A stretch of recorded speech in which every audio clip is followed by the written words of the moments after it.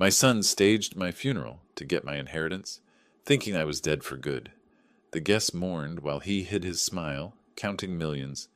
But when I walked into my own funeral, everyone turned pale with shock, and my son ran away like a thief. I stopped him and whispered, "You're missing the best part." Before we continue, please subscribe to the channel and let us know where you are listening in the comments. The fluorescent lights hummed overhead like angry wasps.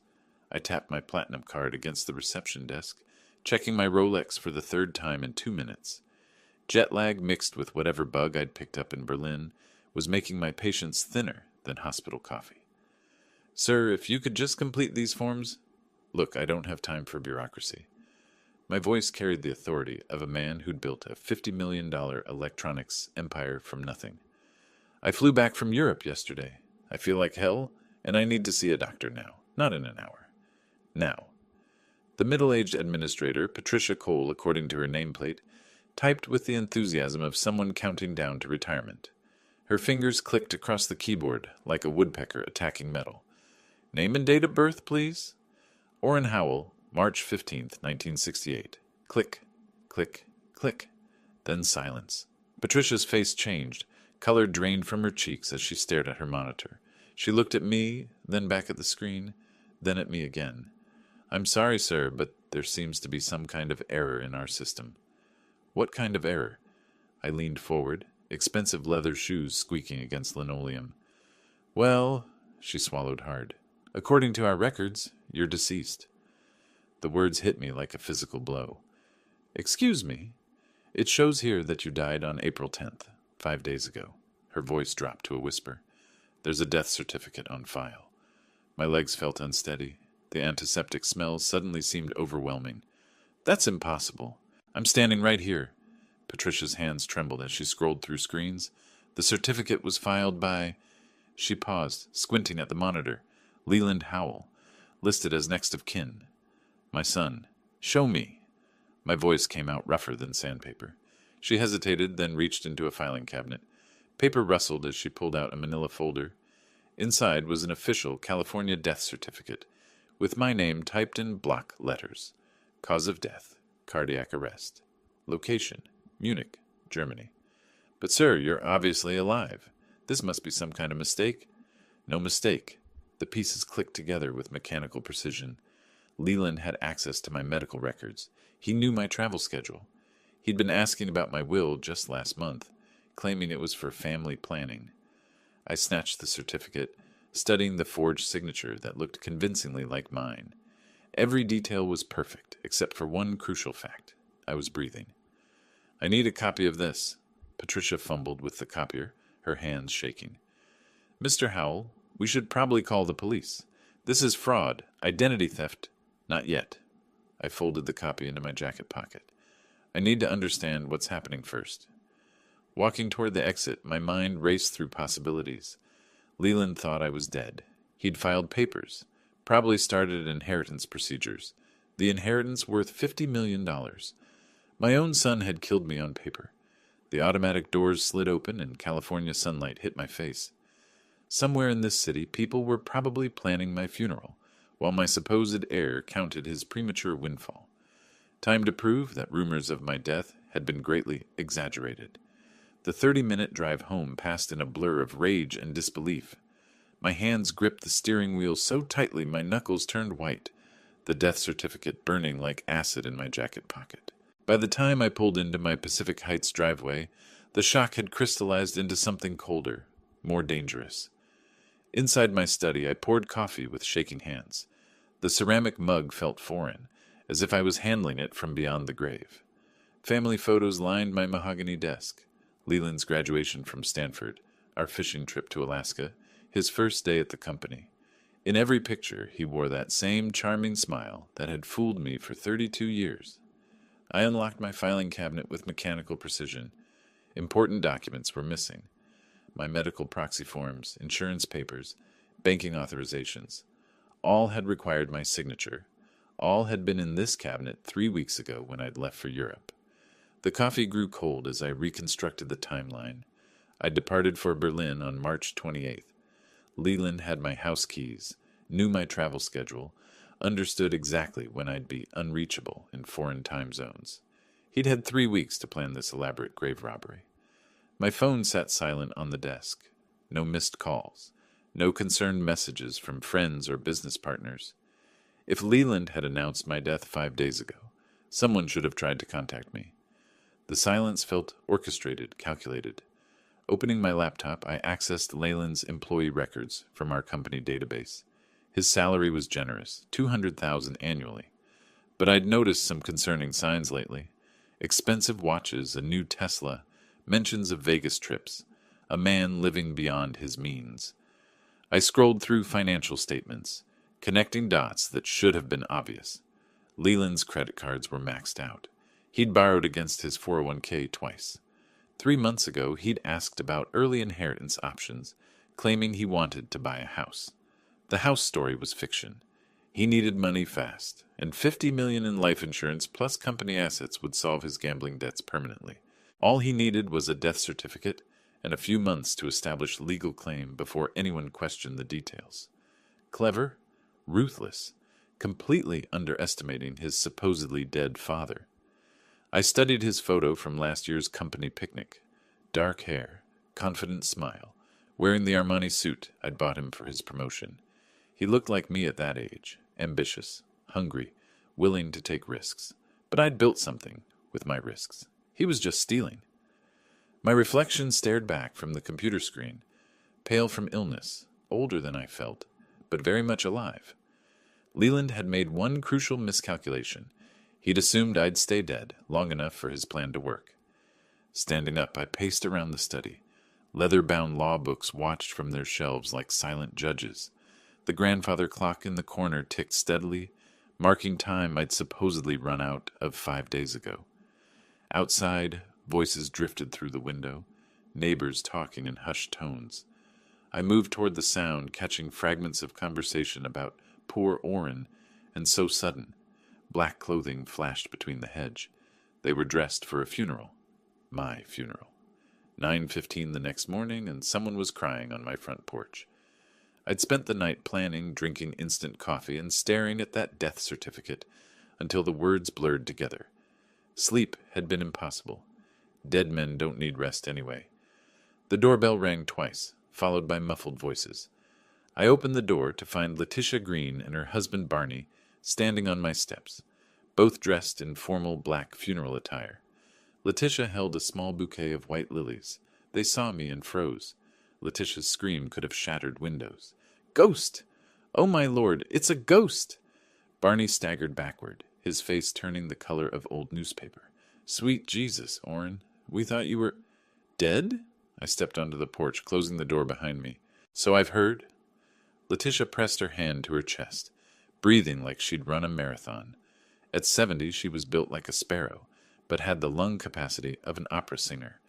But Leland said he told everyone, "Your heart gave out in Germany." Leland said a lot of things, apparently. I kept my voice calm, controlled. These neighbors had been kind to me for 15 years. They didn't deserve to be caught in my son's web of lies. "When did he make this announcement?"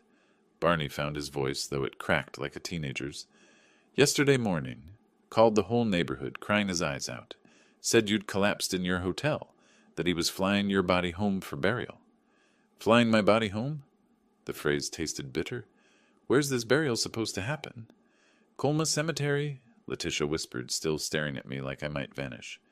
"The service starts at 10:30 this morning. We were just heading there now." 10:30. I checked my watch. 9:20. My own funeral was starting in 70 minutes, and I was standing here in pajamas and a bathrobe, very much alive and increasingly angry. "Who else knows about this?" "Everyone," Barney said. "Your business partners, the country club folks, half of Pacific Heights. Leland posted it on social media, sent formal announcements. There's going to be hundreds of people there." Hundreds of people mourning a man who was drinking coffee 20 feet away. The audacity was breathtaking, even for Leland. Did he say anything else? About inheritance? About the company? Letitia nodded eagerly. Gossip was her specialty, and this was the story of a lifetime. "He mentioned having to handle your affairs, something about insurance paperwork being complicated because you died overseas. said it might take months to sort everything out. Months. Enough time to establish legal claims, transfer assets, disappear with my life's work. He'd thought of everything except the possibility that his victim might read his own obituary. Listen to me carefully. I stepped closer, using the voice that had closed million-dollar deals. You saw nothing here this morning. You spoke to no one. You never saw me alive, understand? They nodded like bobblehead dolls. Go to the funeral. Act surprised by nothing. If anyone asks unusual questions, you know nothing beyond what Leland told you. But Orrin, Letitia's voice shook. Shouldn't we tell people you're alive? This is fraud. This is my problem to solve. I softened my tone slightly. Trust me. By this afternoon, everyone will know the truth. But it has to happen the right way. Barney grabbed his wife's arm. Come on, Letitia. We'll be late. They hurried down my front steps, Letitia looking back twice as if I might disappear. Their car doors slammed, and they drove away toward my funeral. I had an hour and 10 minutes to get dressed, drive to Colma Cemetery, and crash my own burial service. Time to resurrect myself properly. Back inside my house, I closed the front door with deliberate force. The sound echoed through the hallway like a judge's gavel. 15 minutes remained before my son would stand over my casket, accepting condolences with practiced sorrow.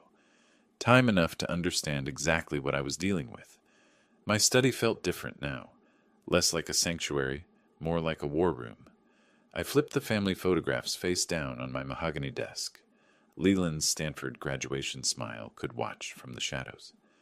Opening my laptop, I accessed Howell-Tech's financial systems with keystrokes that had become muscle memory over 2 decades. The company was worth exactly $100 million according to our latest quarterly report. Healthy profit margins, strong market position, succession plans that named Leland as primary heir to both corporate assets and personal estate. $50 million in personal inheritance, the magic number that made patricide worth the risk. My filing cabinet yielded more disturbing evidence. Leland's employment file contained copies of documents he shouldn't have possessed. Medical proxy forms, banking authorizations, legal powers of attorney. I'd given him temporary access before leaving for Europe, trusting him to handle routine business correspondence. Trust. The word tasted bitter now. His credit reports painted a devastating picture. Casino markers from Las Vegas, Atlantic City, online gambling platforms. The debts had accelerated dramatically over 6 months. $2.3 million in total obligations. Interest compounding daily. Collection agencies circling like vultures. A desperate man with access to his father's legal documents, and a $50 million inheritance hanging in the balance. The timeline fit perfectly with my European business trip, when I'd be unreachable for days at a time, dealing with different time zones and international communications. Clever boy, he'd researched death certificate procedures, understood that filing in California while claiming death occurred in Germany would create bureaucratic delays.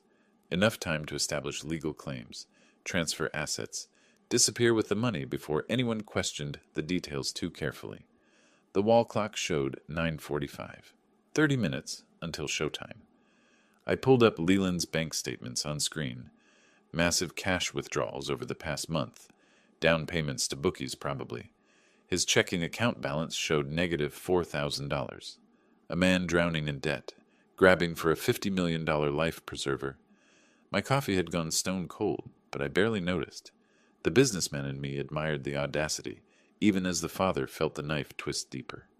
Leland had inherited my strategic thinking along with my stubborn determination.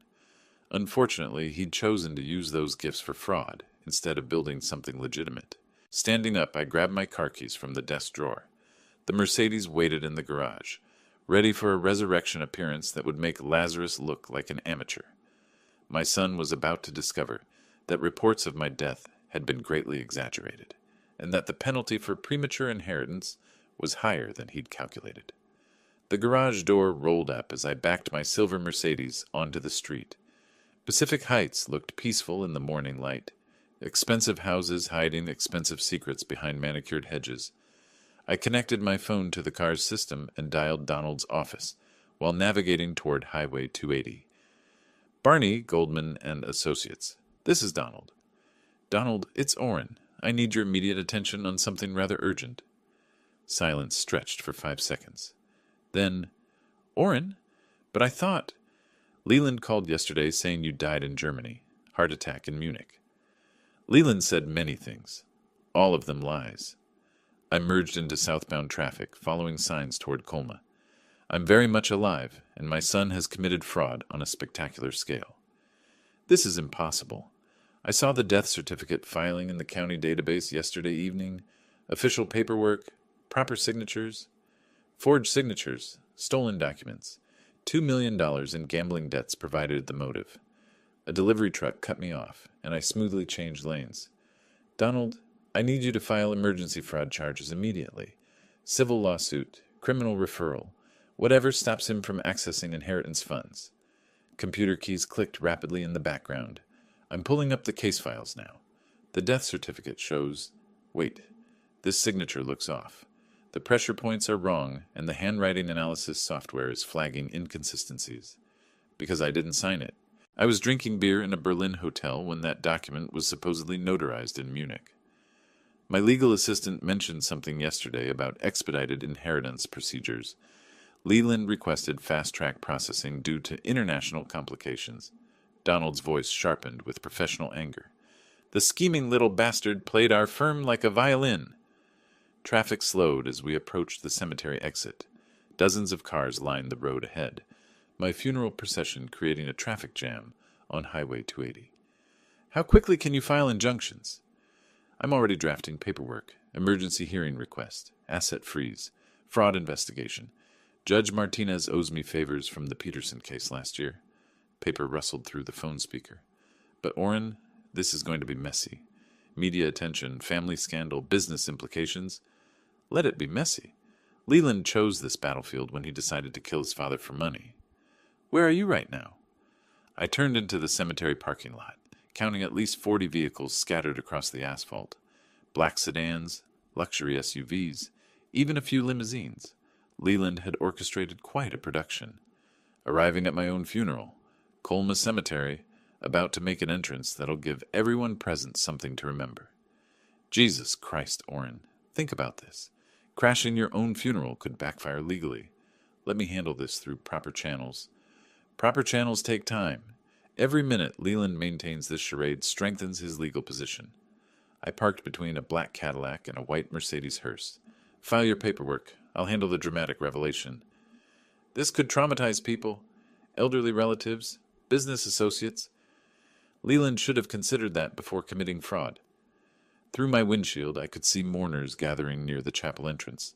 Dark suits, black dresses, flowers, and tears. All for a man sitting in a car 50 yards away, very much alive and increasingly angry. Call me after you've filed the injunctions. This afternoon we plan Leland's complete destruction. I hung up and stepped into the April morning, straightening my tie and walking toward the stone chapel, where my son was about to receive the shock of his miserable life. The chapel parking lot buzzed with subdued conversation and rustling black fabric. 47 cars by my count. Impressive turnout for a man whose death was entirely fictional. I recognized faces from the country club, business associates from Silicon Valley, even a few competitors who'd probably attended, hoping to pick over Howell-Tech's corporate remains. Walking across the asphalt, I adopted the confident stride that had intimidated boardrooms for 2 decades. Gray clouds hung low over Colma, casting everything in appropriate funeral lighting. Someone had spared no expense on floral arrangements. The chapel's heavy wooden doors stood slightly ajar. Organ music drifted through the gap, something appropriately somber that I didn't recognize. Through the windows I glimpsed a packed interior, every pew occupied by mourners paying respects to my allegedly deceased self. Time for the resurrection. I grasped the brass door handle and pulled firmly. The hinges creaked with satisfying drama as the doors swung wide, revealing the entire assembled congregation from behind. The organ music stopped mid-note. Heads turned in a wave from back to front, like dominoes falling in reverse. Recognition spread through the crowd with mathematical precision, first confused squinting, then shocked gasps, then outright screams. Margaret Suttleson from the golf club fainted directly into her husband's lap. 3 elderly women in the third row grabbed their purses and pressed backward against the pews as if I might contaminate them with my undead presence. "Evening, everyone." My voice carried easily through the suddenly silent chapel. "Sorry I'm late to my own funeral." The chaos that followed resembled a disaster movie. People scrambled over each other toward the side exits, programs and flowers scattered across the floor. Someone's grandmother shrieked continuously in a pitch that could shatter crystal. But my attention focused entirely on the front row, where Leland stood frozen beside my supposedly occupied casket. My son's face had drained to the color of old newspaper. Sweat beaded on his forehead despite the cool April morning. His expensive black suit, probably purchased with borrowed money, hung awkwardly on his trembling frame. For a moment, we stared at each other across 50 feet of chaos. Father and son, victim and perpetrator, the living and the supposedly dead. Leland's mouth opened and closed like a landed fish. No sound emerged. I began walking down the center aisle, each footstep echoing against stone walls. The crowd parted before me, people pressing against the pews as if I carried some contagious disease. Whispered prayers and confused exclamations followed in my wake.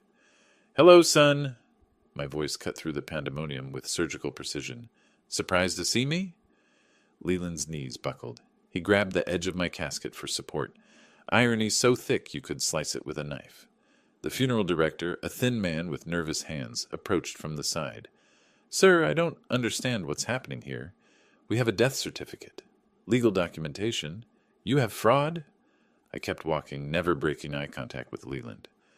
"Forged documents. A son so desperate for inheritance money that he decided to kill his father on paper." 20 feet away now, close enough to see the panic in Leland's eyes, the way his hands shook as he realized his carefully constructed lie was collapsing in real time. "Dad, I can explain." "Explain?" I stopped directly in front of him, close enough to smell his fierce sweat. "Explain how you stole my medical documents. Explain $2 million in gambling debts. Explain why you thought I'd stay dead long enough for you to cash in." The chapel had gone completely silent except for muffled sobs from the back rows. Every eye in the building focused on our family drama playing out beside my empty casket. Leland opened his mouth again, but no words came out. Leland's eyes darted toward the chapel's side exit like a cornered animal calculating escape routes. His expensive black suit hung loosely on his trembling frame, sweat beading across his forehead despite the cool April air. "Don't even think about it." My voice carried the authority that had commanded boardrooms for 3 decades. "Stay exactly where you are, son." He froze mid-step, one hand still gripping my casket for support. The irony wasn't lost on anyone, my supposedly grieving heir using my coffin as a crutch, while facing his very much alive father. The chapel had gone silent except for Margaret Suttleson's continued whimpering from the third row. 47 pairs of eyes tracked between us like spectators at a tennis match, waiting to see who would break first.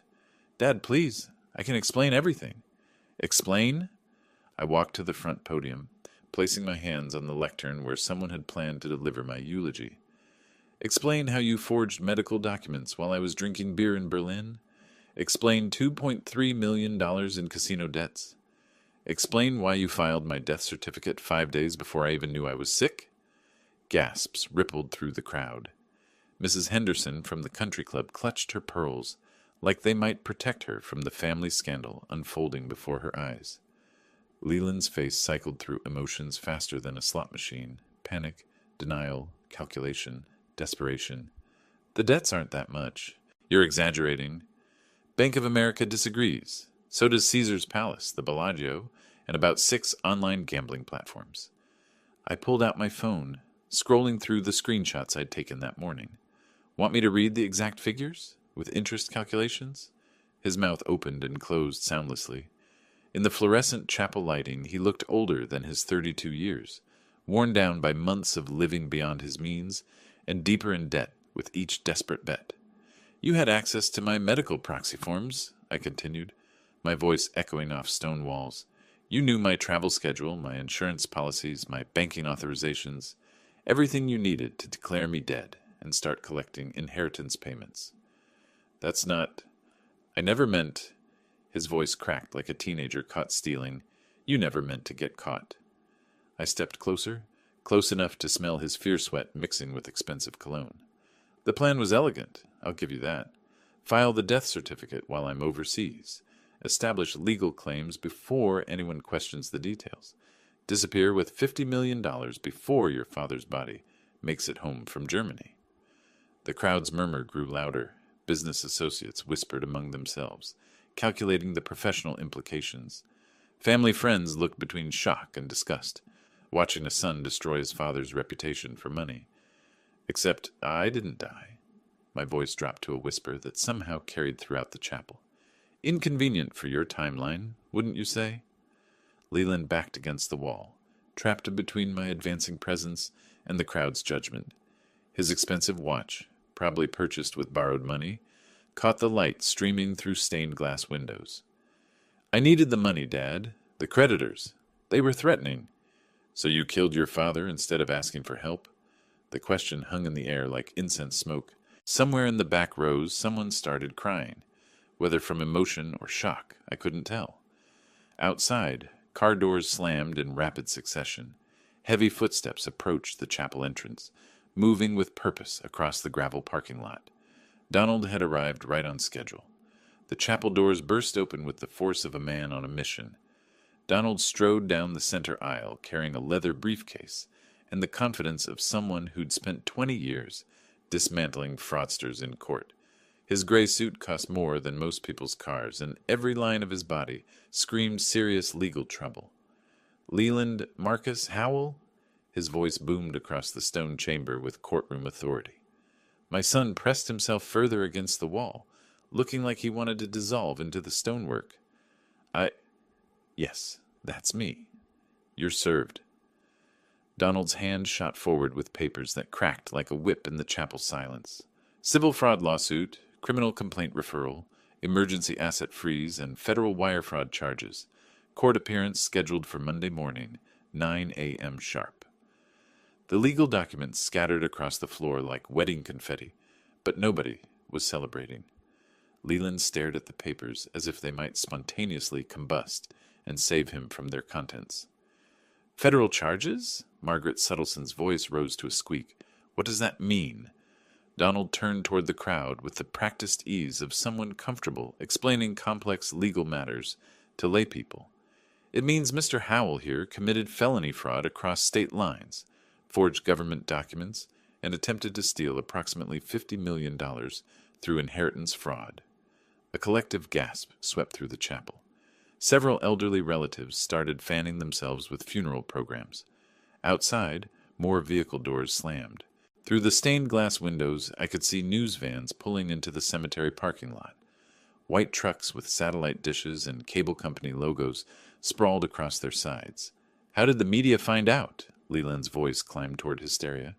Donald smiled with the satisfaction of a chess player announcing checkmate. I may have contacted a few journalist friends about an interesting fraud case developing in San Francisco. Public interest, you understand. The chapel doors opened again, this time admitting a parade of reporters with cameras, microphones, and the hungry look of journalists who'd stumbled onto a genuinely fascinating story. The lead reporter, a sharp-dressed woman with silver hair, made a beeline for me. Mr. Howell, I'm Janet Morrison from Channel 7 News. Can you confirm that your son filed a false death certificate while you were alive and traveling in Europe? I can confirm that I'm standing here breathing, which makes his death certificate somewhat inaccurate. I kept my tone dry, businesslike. 30 years of corporate media training kicked in automatically. Cameras whirred and clicked as Leland tried to shield his face with his hands. The funeral atmosphere had completely evaporated, replaced by the carnival energy of breaking news. Mr. Leland Howell, another reporter called out, can you comment on the gambling debt allegations? Did you attempt to fake your father's death to collect inheritance money? No comment. Leland mumbled into his palms. I need a lawyer. You'll need several lawyers, Donald said cheerfully. Federal prosecutors take a dim view of death certificate fraud, especially when it involves this much money. More cameras appeared as additional news crews pushed through the chapel entrance. The funeral director, a thin man who probably dealt with weeping families rather than media circuses, stood helplessly near the altar, looking like he wanted to disappear. "Sir, we need to maintain some dignity here," he pleaded. "This is sacred space." "Sacred space where someone tried to bury a living man," Janet Morrison replied, adjusting her microphone. "I'd say that changes the rules somewhat." Leland edged toward the back exit, moving with the desperate stealth of someone hoping to escape notice. But 20 reporters with cameras made anonymity impossible. "Mr. Howell, are you fleeing the scene?" another journalist called out. The question triggered something primal in Leland's panic response. He broke into a run, pushing past surprised mourners toward the chapel doors. Cameras followed his retreat, like hunting dogs tracking prey, reporters shouting questions at his retreating figure. "And there goes our star defendant," Donald observed with professional satisfaction, "running from his own father's fake funeral. This footage should make excellent evidence for the prosecution." Through the chapel windows, I watched Leland sprint across the parking lot toward his Tesla, reporters in pursuit, like a pack of well-dressed wolves. 2 weeks later, my face stared back at me from every news channel in California. The story had legs: a tech executive, a gambling-addicted son, forged death certificates, and a funeral crash that looked like something Hollywood couldn't have scripted better. Today on Morning San Francisco, we continue our exclusive coverage of the Howell inheritance fraud case, the anchor announced from my television screen. We're joined by tech industry analyst Rebecca Martinez and criminal defense attorney David Chen. I muted the sound and leaned back in my study chair, watching the silent talking heads gesture at photos of Leland and myself. The images they'd chosen were telling: me in a confident business portrait, him in a police booking photo from 3 days after the funeral incident. My phone buzzed with the 15th interview request of the morning. CNN this time. I'd already appeared on Fox Business, Bloomberg, and 3 local news stations. The story had everything American audiences loved: family betrayal, massive money, and a twist ending that nobody saw coming. Donald walked into my study carrying 2 coffee cups and a satisfied expression. "Judge Martinez signed the asset freeze this morning. Leland can't touch a penny of company money or inheritance funds until this resolves." "How's his media strategy working out?" I gestured toward the television where they were now showing footage of Leland fleeing the cemetery. "Poorly." Donald settled into the leather chair across from my desk. His PR firm dropped him yesterday after his disastrous interview with Channel 5, claiming his father was mentally unstable from post-COVID symptoms, while you were simultaneously giving coherent interviews to business journalists. The contrast had been stark. While I'd maintained my usual corporate composure, 30 years of shareholder meetings and product launches had trained me well. Leland appeared increasingly frantic with each media appearance, sweating through expensive suits, stammering through prepared statements, looking guilty even when proclaiming innocence. "The gambling angle killed him," I said, scrolling through social media on my tablet. "Americans forgive a lot of things, but stealing from your father to pay casino debts? That crosses lines." Twitter was particularly brutal. Dead Dad Scam had been trending for a week, spawning memes and commentary from every corner of the internet. TikTok videos recreated the funeral scene with dark humor that somehow made Leland look even worse. "Speaking of which," Donald pulled out his phone, "his criminal defense lawyer called this morning. They want to discuss a plea agreement." "Afraid of going to trial?" "Terrified. The evidence is overwhelming, the media coverage makes him look like a monster, and his own actions at the funeral created perfect visual evidence of consciousness of guilt." Donald's smile held the satisfaction of a man who'd spent 2 weeks building an airtight case. "Running from your father's fake funeral while cameras roll? Prosecutors dream of evidence that clear." My laptop chimed with another email from a Hollywood agent. 3 production companies had already contacted me about film rights to the story. The irony wasn't lost. Leland's scheme to steal my inheritance might end up making me more money through movie deals than he'd ever hoped to gain. "Channel 7 wants a follow-up interview," I mentioned, scanning through message requests. "Janet Morrison thinks the public interest is still strong." "It is. This story has everything: successful businessman, family betrayal, legal drama, and a protagonist who literally rose from the dead to expose the truth. Donald leaned forward with the enthusiasm of someone who understood narrative power. Plus, you're remarkably sympathetic. Hard-working father betrayed by gambling-addicted son. It writes itself. Outside my study window, Pacific Heights looked the same as always. Expensive houses hiding expensive secrets. But now I was the neighborhood's famous resident, the man who'd attended his own funeral and lived to tell about it. Trial dates confirmed for May 5th, Donald continued. 3 weeks to prepare final arguments, though honestly, we could probably win this case with the footage from the cemetery alone. And Leland's plea offer? 15 years federal prison, full restitution, permanent loss of inheritance rights. Donald's expression turned serious. It's a fair deal, considering he was looking at 25 to life on the original charges. I stared at the muted television, watching another news segment about my supposedly dead self. The anchor was interviewing Mrs. Henderson from the country club, who seemed to be enjoying her 15 minutes of fame as a funeral witness. Let him sweat until the trial, I said finally. If he wanted easy forgiveness, he shouldn't have tried to bury his father alive. The phone rang again. This time it was a call I'd been expecting. Mr. Howell, this is Alexandra Rivera from Pacific Pictures. We'd like to discuss acquiring film rights to your story. 3 weeks of preparation culminated in this moment. I adjusted my Navy business suit, the same one I'd worn to close my biggest acquisition deal 5 years ago, and walked through the metal detectors at San Francisco Superior Court. Camera flashes erupted from the media gauntlet outside, but courthouse security kept the reporters at bay. Courtroom 4 buzzed with nervous energy. Donald sat at our table, reviewing final notes, his silver hair perfectly styled for what would likely be his career's most photographed case. Across the aisle, Leland slumped beside his defense attorney, James Mitchell, looking like a man who'd aged decades in 5 weeks. All rise for the Honorable Judge Margaret Chen. The courtroom snapped to attention as Judge Chen entered, a woman in her 50s with intelligent eyes and the bearing of someone who'd presided over countless fraud cases. She surveyed the packed gallery with professional detachment before settling behind the bench. This is the matter of People versus Leland Marcus Howell, case number 2025, CR 4821. Are counsel ready to proceed? The state is ready, Your Honor. District Attorney Patricia Valdez stood with the confidence of someone holding an unbeatable hand. Defense is ready, Your Honor. James Mitchell's voice carried less conviction. Judge Chen nodded toward the prosecution table. Opening statements. Miss Valdez, you may proceed. Ladies and gentlemen of the jury, this case is about greed, betrayal, and the lengths to which one man would go to steal $50 million.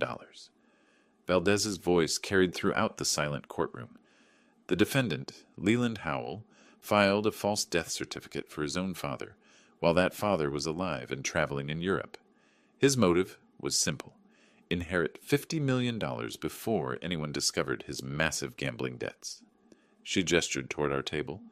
Mr. Orrin Howell sits before you today, very much alive, because his son's plan failed, not through conscience or remorse, but because the victim refused to stay dead. Murmurs rippled through the gallery until Judge Chen's gavel restored order. We will prove that the defendant forged government documents, committed wire fraud across state lines, and attempted to defraud his father's estate of approximately $50 million. This is not a family dispute. This is criminal fraud on a massive scale. Donald rose for our civil portion. Your Honor, in addition to criminal charges, my client seeks complete forfeiture of inheritance rights and full restitution for damages caused by this fraud.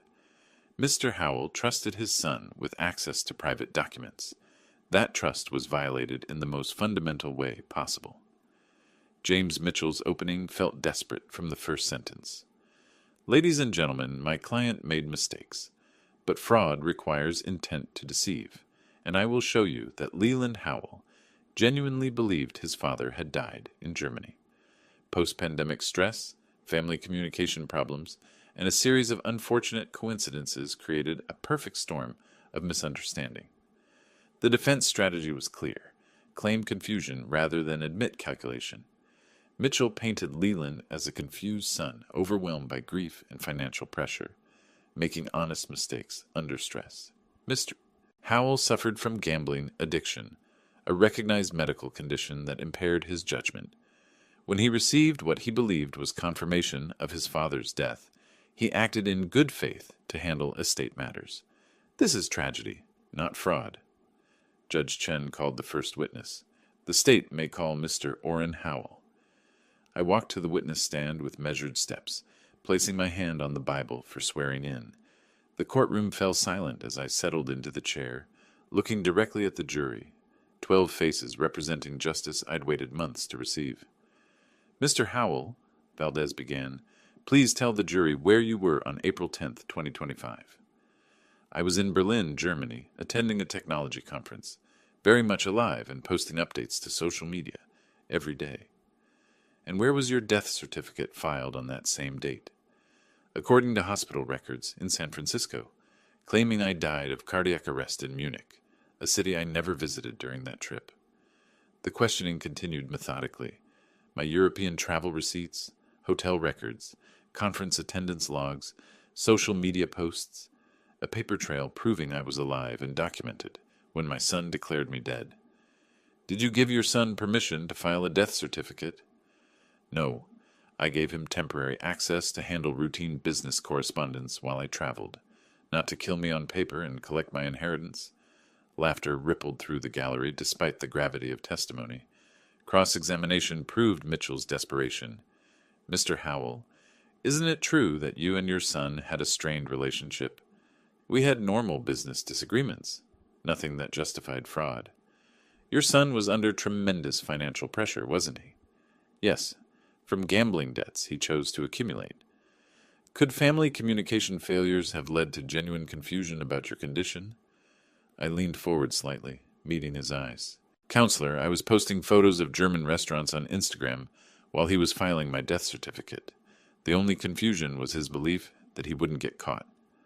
Applause erupted from the gallery until Judge Chen's gavel restored order. 5 weeks later, I sat in the same courtroom chair where this journey had begun, but everything felt different. The jury had deliberated for 3 days, long enough to review every piece of evidence, short enough to suggest the outcome was never truly in doubt.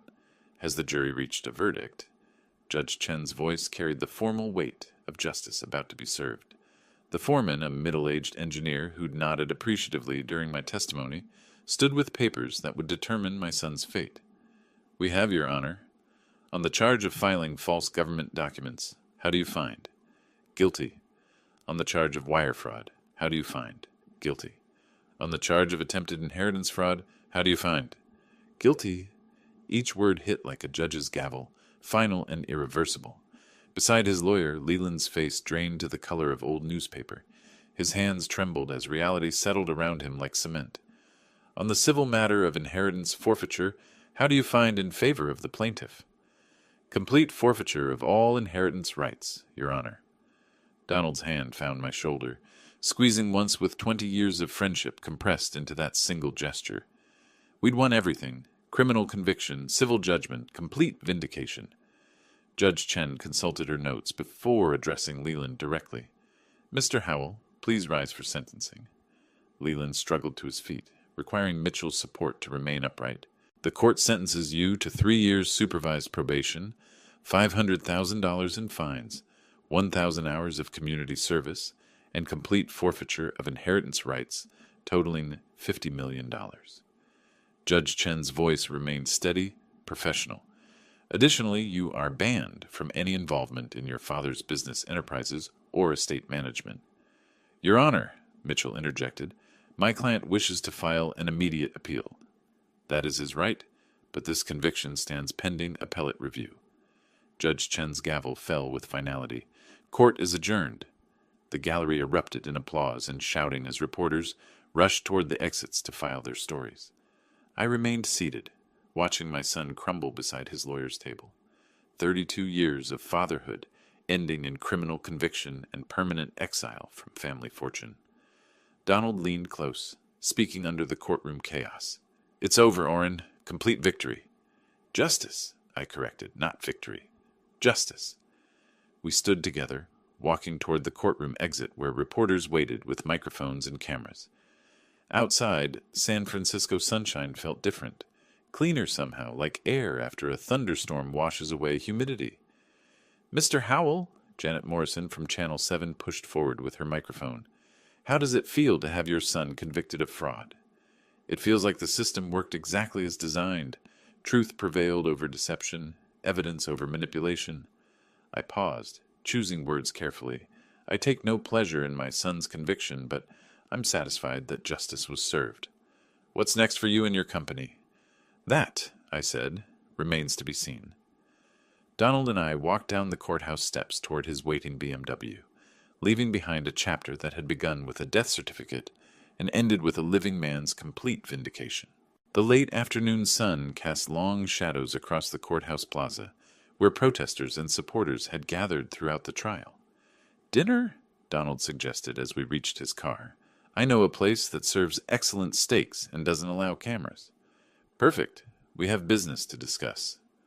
As we drove away from the courthouse, I pulled out my phone and scrolled through 17 messages from Hollywood agents, 3 acquisition offers for my company, and one particularly interesting call from a film director named Alexandra Rivera.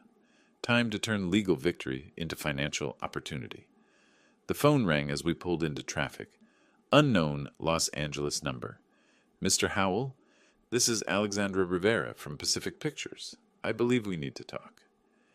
2 weeks after the verdict, I stood in a glass-walled conference room 30 floors above downtown Los Angeles, looking out at the Hollywood Hills, while lawyers finalized contracts that would change my life completely.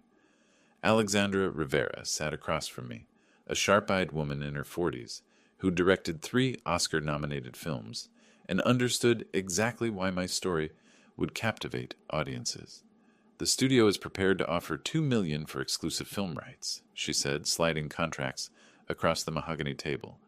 "Full creative control remains with us, but you'll have consulting privileges and final approval on the script." Donald reviewed the pages with the thoroughness that had served us so well in court, standard entertainment industry boilerplate, with unusually favorable terms for the source material owner. "Your story has everything Hollywood loves," Alexandra continued. "Family betrayal, massive financial stakes, a protagonist who literally rises from the dead to expose the truth. This practically writes itself." I signed the documents with the same Mont Blanc pen I'd used to build Howell-Tech from nothing 25 years ago. $2 million for the rights to my family's destruction. Ironic that Leland's betrayal would ultimately make me richer than his inheritance scheme ever could have. "Production starts next year," Alexandra explained. "We're targeting an Oscar-eligible December release. This has all the elements for awards consideration." Flying back to San Francisco that evening, I reviewed the other contracts Donald had negotiated during my Hollywood trip. Tech Venture Consortium had offered $100 million for Howell-Tech, a premium price reflecting the company's strong fundamentals and my sudden media fame. "You don't have to sell," Donald said from the seat beside me as California scrolled past below. "The company's profitable, well-managed, positioned for growth. I'm 67 years old, survived a son's attempt to kill me on paper, and just sold my life story to Hollywood." I closed the laptop and accepted a drink from the flight attendant. "It's time for a different kind of life." "What kind of life?" "Quiet, simple. Somewhere with good fishing and no casinos within 500 miles. Donald laughed, the first genuinely relaxed sound I'd heard from him since this nightmare began. "You've earned it, but I'll miss the excitement." "Visit any time. I'll cook fish we caught that morning and tell you about the one that got away." The plane descended towards San Francisco International as the sun set over the Pacific. Below, the city sparkled with lights from millions of people living their ordinary lives, unaware that somewhere above them, a man who'd been declared dead was planning his resurrection as a retiree. My phone buzzed with a text message from an unknown number. For a moment, old anxiety flashed through me. Too many months of legal battles and media attention had made me paranoid about unexpected communications. The message was from Letitia Green, my elderly neighbor. "Saw you on the news again. Barney and I are so proud. The whole neighborhood is talking about your movie deal. You're our local celebrity now." I smiled and typed back, Thank you for believing in me when it mattered most. Always, dear. That's what neighbors do. 2 hours later, Donald and I sat in a quiet North Beach restaurant, celebrating victory with wine that cost more than most people's rent. Around us, other diners glanced occasionally in my direction. The man who'd attended his own funeral had become locally famous. To justice, Donald raised his glass. To friendship, I countered. Justice was just the bonus. We drank to 20 years of loyalty tested by 5 weeks of crisis and proven stronger than blood relationships. Outside, San Francisco hummed with evening energy, but inside our small corner booth, 2 old friends planned a future neither of us had imagined 6 months ago. When do you close on the company sale? Donald asked. Next Friday. Final signatures, wire transfers, press conference. I swirled wine in my glass, watching the legs slide down like liquid amber. Then I disappear. Disappear? Not literally, but I'm done being the man who caught his son stealing his inheritance. Time to become someone new. The waiter brought our check as the restaurant prepared to close. Outside, San Francisco glittered with promise and possibility, a city where people reinvented themselves daily. Tomorrow I would sign papers that transferred ownership of everything I'd built. Next week, cameras would roll on a movie about my life. Next month, I would disappear into a kind of retirement I'd never imagined possible. But tonight, I was simply a man who'd survived his son's attempt to bury him alive, emerged victorious from every courtroom battle, and earned the right to write his own ending. If you like this story, please like this video, subscribe to the channel, and share your impressions of this story in the comments. To listen to the next story, click on the box on the left. Thank you for watching.